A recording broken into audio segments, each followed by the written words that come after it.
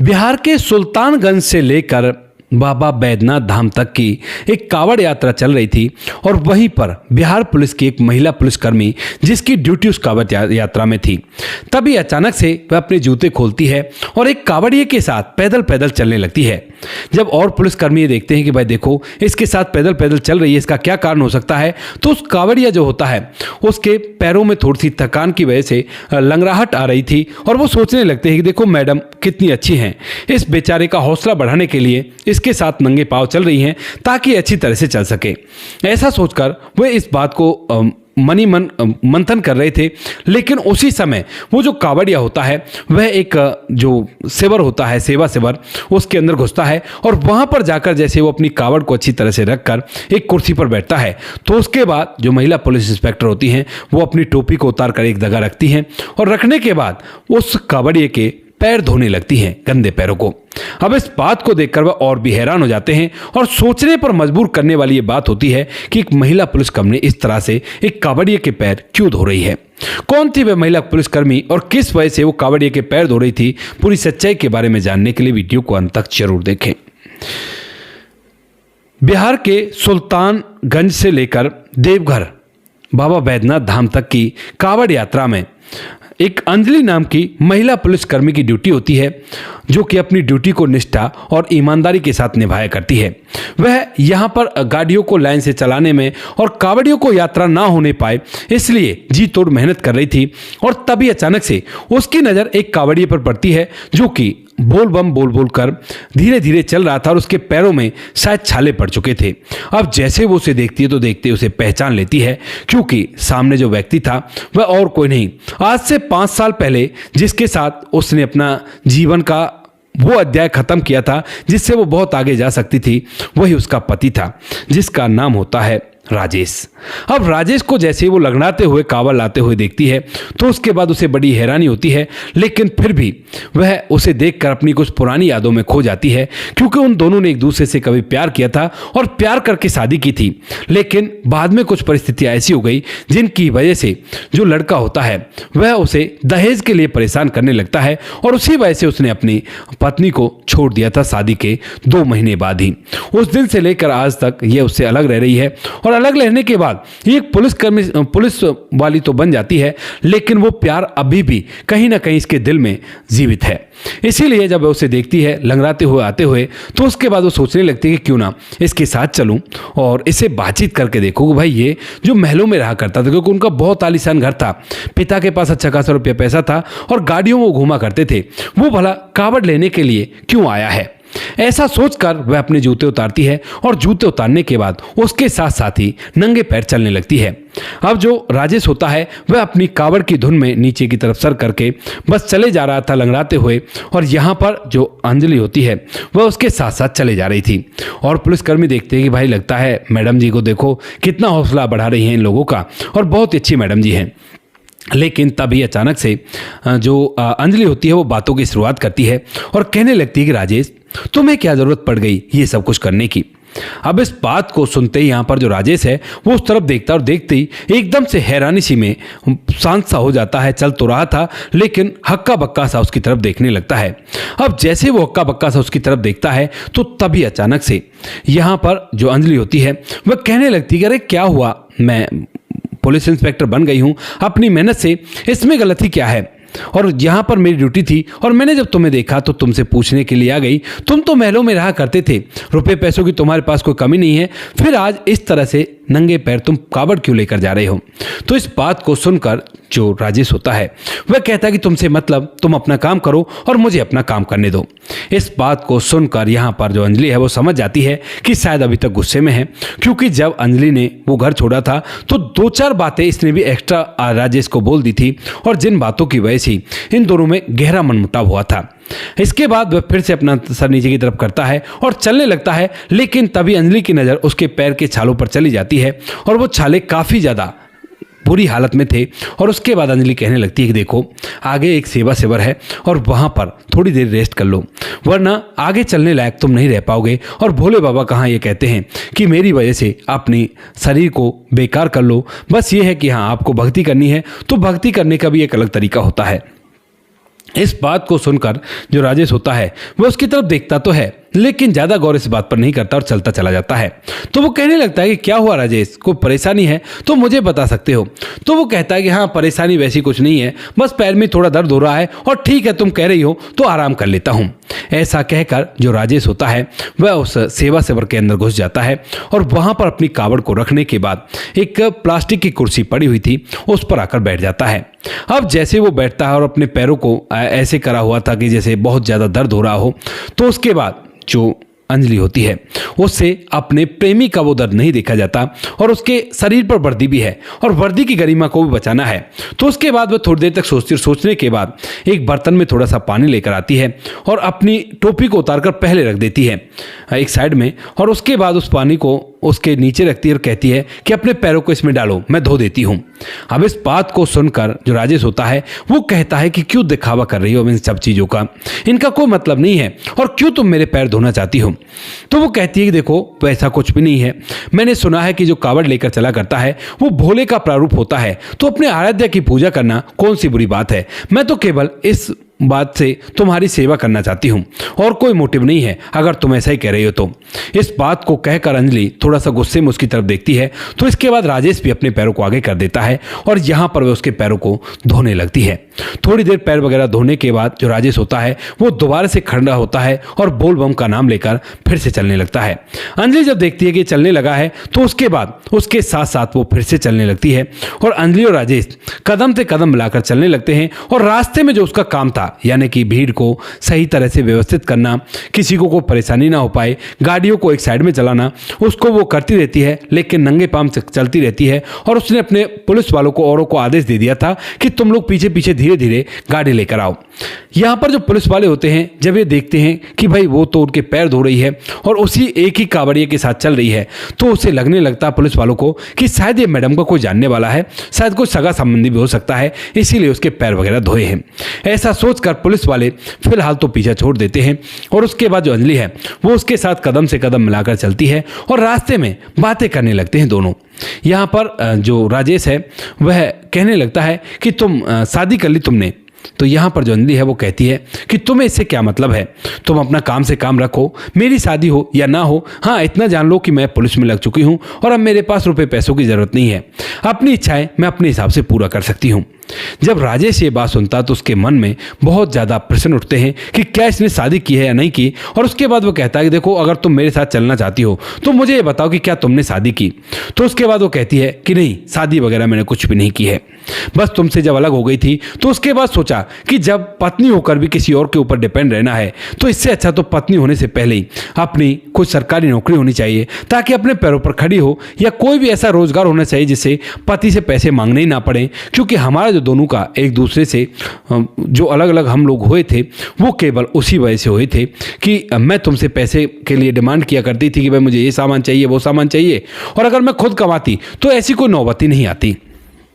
इस बात को सुनकर यहाँ पर जो लड़का होता है वो कहता है कि नहीं, वो बात नहीं थी। तो लड़की पूछती है कि फिर क्या बात थी। तो वो कहती है कि बात केवल इतनी सी थी कि तुम्हारी डिमांड से कोई दिक्कत नहीं थी, लेकिन जो मेरे घर वालों की डिमांड थी ना उसकी वजह से शायद मैं ही ज़्यादा बोल गया और उसी वजह से मैंने तुम्हें अपने पास से भेज दिया। दरअसल यहाँ पर मेरे जो घर वाले थे वो दहेज के लालची हैं और आज भी वो मेरी शादी ऐसे ही करवाना चाहते हैं, रोज़ नए नए रिश्ते लाया करते हैं, लेकिन मैं रिश्तों के लिए मना कर दिया करता हूँ। अब जब अंजलि को ये पता चलती है कि भाई उसके पता चल गया है कि उसके घर वालों के दहेज की मांग की वजह से वो दोनों एक दूसरे से अलग हुए थे, उन दोनों में कोई ऐसी खटास मिठास नहीं थी, तो उसके बाद जो अंजलि होती है वह मन ही मन सोचने लगती है कि लगता है इसकी जो दिक्कत है, यानी कि जो भी हमारे बीच में दिक्कत हुई थी वो इसके घर वालों की वजह से हुई थी और हमारी वजह में कोई भी ऐसी परेशानी नहीं है आपसी प्यार में। तो उसके बाद वह उससे थोड़ा सा नरमी दिखाते हुए कहने लगती है कि फिर तुमने क्या सोचा है। तो वो कहता है कि कुछ नहीं सोचा, बस अब जिंदगी चल रही है ऐसे ही, तुम बताओ क्या तुम्हारी शादी हो गई।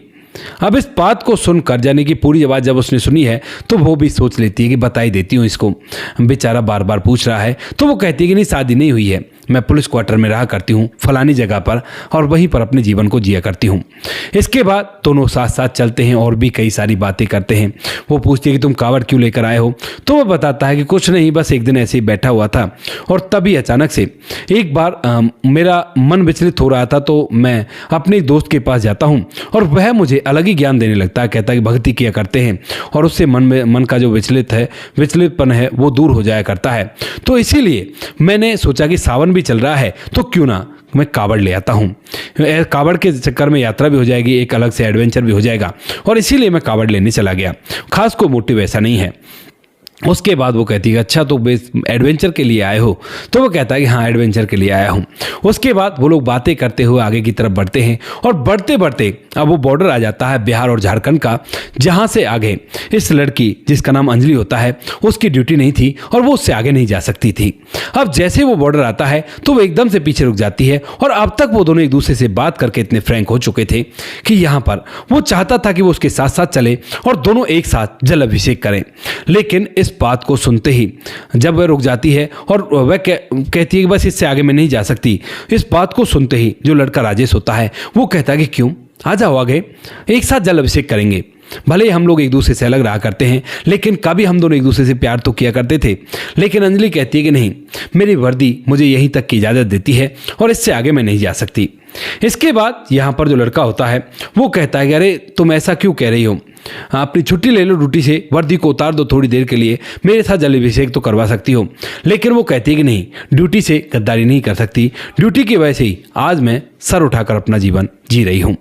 ऐसा कहकर वह उससे मना कर देती है। राजेश जो होता है भारी कदमों से अपनी जो कावड़ है उसे आगे की तरफ ले जाता है और जो लड़की होती है वो वहाँ से वापस लौट जाती है अंजलि। उसके बाद जो अंजलि होती है उसके पैरों में भी काफ़ी दर्द हो जाता है क्योंकि उसने काफ़ी लंबा सफ़र तय किया है, वो भी नंगे पैर। तो उसकी वजह से जब उसके पैरों में दर्द हो जाता है तो वह वापस जाकर छुट्टी लेती है और छुट्टी लेकर अपने घर चली जाती है। इधर जो लड़का होता है वह उस कावड़ के जल को अभिषेक करके और उसके बाद सीधा अपने घर जाता है। लेकिन जैसे वो घर जाता है तो उसके माता पिता उसके लिए एक और नया रिश्ता लेकर बैठे हुए थे और रास्ते में वो यही बात सोचता आ रहा था कि उसने अंजलि के साथ बहुत गलत किया है और दहेज लेना देना तो बहुत ही गलत है। देखो आज वो कामयाब हो गई है और अगर मेरे साथ रहती तो ये भी बहुत अच्छा रहता। इस बात को सोच सोचकर उसे अपने माता पिता की वो बातें बहुत बुरी लग रही थी, जो बातें उस टाइम पर उन्होंने अपने बेटे से कही थी और जिनकी वजह से उनके बेटे ने अपनी पत्नी को ही घर से भगा दिया था। अब ये बातों को सोच सोचकर वह काफ़ी ज़्यादा गुस्सा होता है और इसी गुस्से के चलते जब घर पहुंचता है और आते ही माँ कहने लगती है बेटा आ गया तू, बहुत अच्छा किया, अब देख हमने तेरे लिए एक बहुत खूबसूरत लड़की ढूंढी है और 10 लाख रुपए तिलक का भी वो देने के लिए बोल रहे हैं। अब इस बात को सुनते ही जो राजेश होता है उसका पारा 7वें आसमान पर हो जाता है और वो कहने लगता है कि माँ तुम पागल तो नहीं हो गई, अभी तुम्हारा दिल नहीं भरा, मेरा पहले बसा बसाया घर उजड़वा दिया और उसके बाद फिर से इस दहेज के लालच में किसी और के पल्ले मुझे बांधना चाहते हो। मैं नहीं करने वाला किसी से भी शादी, रखे रखो अपनी जो भी तुमने पसंद किया है और मेरे दिल में तो केवल वही लड़की है और उसी के साथ मैं अपने जीवन को जी सकता हूँ और किसी के साथ नहीं जी सकता। अगर ऐसी बात है तो मैं अभी के अभी जा रहा हूँ और उसके साथ ही रहूँगा। इस बात को सुनकर माता पिता कहने लगते हैं कि कहाँ है, तो पता भी है तुम्हें कहाँ है वो लड़की, वो अपने घर पर नहीं रहा करती। तो इस बात को सुनकर वो कहता है कि पता है मुझे, वो पुलिस इंस्पेक्टर बन चुकी है और वो मेरे साथ कावड़ में ऐसे ऐसे मिली थी और मेरे पैर भी धोए थे, उसने मेरी सेवा की थी, अभी तक वो मुझसे प्यार किया करती है और ना ही उसकी शादी हुई है ना ही मेरी शादी हुई है। तो इसी वजह से मैं उसके साथ ही अपने जीवन को आगे के जीवन को उसके साथ ही बिताऊंगा। ऐसा कहकर वह अपने घर से निकलता है और माता पिता को जब वो इतनी बुरी तरह से सुना देता है तो माता पिता को एहसास होता है कि सच में उन्होंने अपने बेटे के साथ गलत किया है और इसी वजह से जो माता पिता होते हैं वो भी उसका पीछा करने लगते हैं, यानी कि वो तो दूसरी गाड़ी से जाता है और ये लोग दूसरी गाड़ी से जाने लगते हैं। इधर जो अंजलि होती है वह आज की छुट्टी ले लेती है और छुट्टी लेकर ही अपने घर के अंदर बैठी हुई थी उसका बेटा जिसका नाम है आरब, जिसकी उम्र 5 साल हो चुकी है, वह घर के अंदर से निकल कर आता मम्मी की गोद में बैठ जाता है और कहने लगता है कि मम्मी आपने पैरों पर ये पट्टियाँ क्यों बांध रखी हैं। तो वो कहती है कि बेटा ड्यूटी के समय थोड़ी सी चोट लग गई है इसीलिए पट्टियाँ बांध रखी हैं। माँ बेटे आपस में बात कर ही रहे थे, लेकिन तभी थोड़ी देर में ही उनके दरवाजे पर जोर जोर से दस्तक होने लगती है और इसके बाद अंजलि अपने बेटे को उतारते हुए सीधा दरवाजे पर जाती है और जैसे दरवाजा खोलती है तो सामने उसका पति खड़ा हुआ था। अब जैसे पति को देखती है तो कहने लगती है कि राजेश तुम यहाँ पर क्या कर रहे हो, अब इस बात को सुनकर राजेश जो होता है वो कहता है कि देखो जल अभिषेक तो मैंने कर दिया है, लेकिन अब मैं तुमसे अलग नहीं रह सकता। मैंने खूब सोचा जब तुम्हारी भी शादी नहीं हुई मेरी भी शादी नहीं हुई है तो हम दोनों एक साथ रहेंगे। लेकिन तभी जब वह ऐसी बातें कह रहा था तो जो पीछे से जो लड़का आरव था वह एकदम से झांकने लगता है और जैसे ही राजेश आरव को देखता है तो उसकी शकल हूबहू उससे मिलती है और उसके बाद वह पूछने लगता है कि ये कौन है। तो यहाँ पर जो अंजलि है वो कहती है कि ये मेरा बेटा है आरव, 5 साल इसकी उम्र है। इस बात को सुनकर जो राजेश होता है वो कहने लगता है कि इसकी शक्ल तो मेरे से मिलती है, क्या ये मेरा बच्चा है? तो वो कहते हैं कि हाँ ये तुम्हारा ही बच्चा है, क्योंकि उस टाइम पर जब हम दोनों एक दूसरे से अलग हुए थे तो उस टाइम पर मुझे एहसास ही नहीं था कि मैं गर्भवती भी हूँ, क्योंकि शादी के 2 महीने बाद तो हम दोनों एक दूसरे से अलग हो गए थे तुम्हारे घर वालों की बातों के चलते। और उसके बाद जब हम अलग हो गए थे तो यहाँ पर जब मैंने देखा कि मैं गर्भवती हूँ तो मेरे स्वाभिमान ने तुम्हारे पास जाने से मुझे रोक दिया, क्योंकि अगर मैं बच्चे के बारे में तुम्हें बताती तो तुम्हारे माँ बाप सोचते कि अब भी देखो पैसों के लिए बच्चे का बहाना ले रही है, कितनी घटिया है। तो इसीलिए मैं तुम्हारे पास नहीं गई और मैंने अपने माता पिता से कहा कि मैं अपने जीवन को खुद से जीना चाहती हूँ। तो उन्होंने भी पहले तो सपोर्ट किया, लेकिन जब बच्चा हो जाता है और खर्च बढ़ जाता है तो उसके बाद वो लोग भी पीछे हटने लगते हैं। मुझे ही पता है, मैंने बर्तन साफ करके दूसरों के घरों में काम करके जैसे तैसे इस मुकाम को हासिल किया है। और ऐसा कहते हुए जो अंजलि होती है वह आज पहली बार अपने बच्चे के सामने फूट फूट कर रोने लगती है। बच्चा जब अपनी माँ को रोता हुआ देखता है तो वह भी रोने लगता है, कहता है कि मम्मा चुप हो जाओ और ये गंदे अंकल को यहाँ से भगाओ, ये आकर यहाँ पर क्या कह रहे हैं। लेकिन इस बात को सुनकर जो पिता होता है राजेश, उसकी आंखों में आंसू आ जाते हैं और इतनी देर में उसके माता पिता भी पीछे पीछे आ जाते हैं।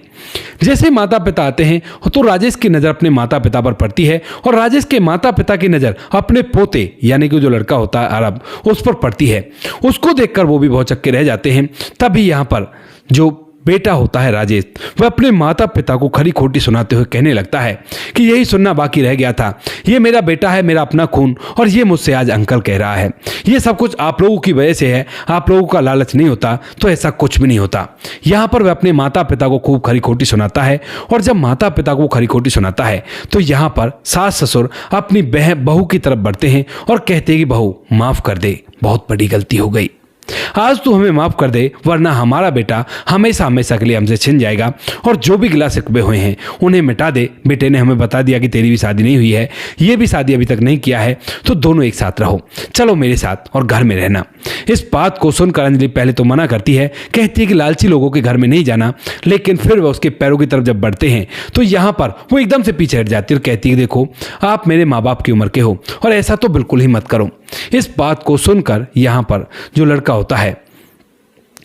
और जो राजेश था वह कहने लगता है कि अगर नहीं चाहती तो चलो मेरे साथ और हम लोग एक साथ रहेंगे। तो इसके बाद जो अंजलि है वो कहती है कि ठीक है कोई बात नहीं, चलते हैं। तो यहाँ पर पूरा परिवार दोबारा से एक साथ होता है और जो छोटा वाला लड़का होता है जो कि अपने पिता को ही अंकल कह रहा था, उसे उसकी माँ बताती है कि बेटा ये अंकल नहीं है, ये तुम्हारे पिताजी हैं। इस बात को सुनकर वह उस बुजुर्ग उस राजेश के पिता की तरफ उंगली करता है और पूछता है कि फिर ये कौन है मम्मा? तो वो कहती है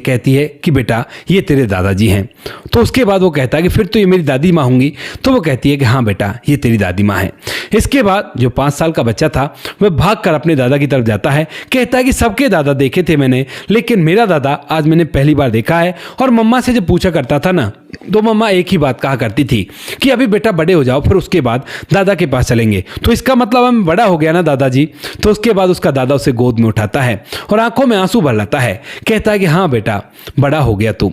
और साथ में हम भी बड़े हो गए, हम भी अभी तक बच्चे थे और अब जिंदगी अलग तरीके से जी जाएगी।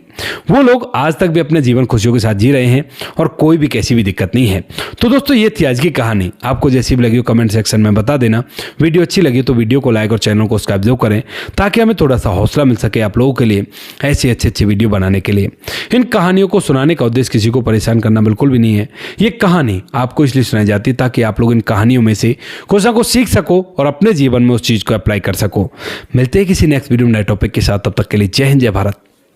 जय हिंदुस्तान।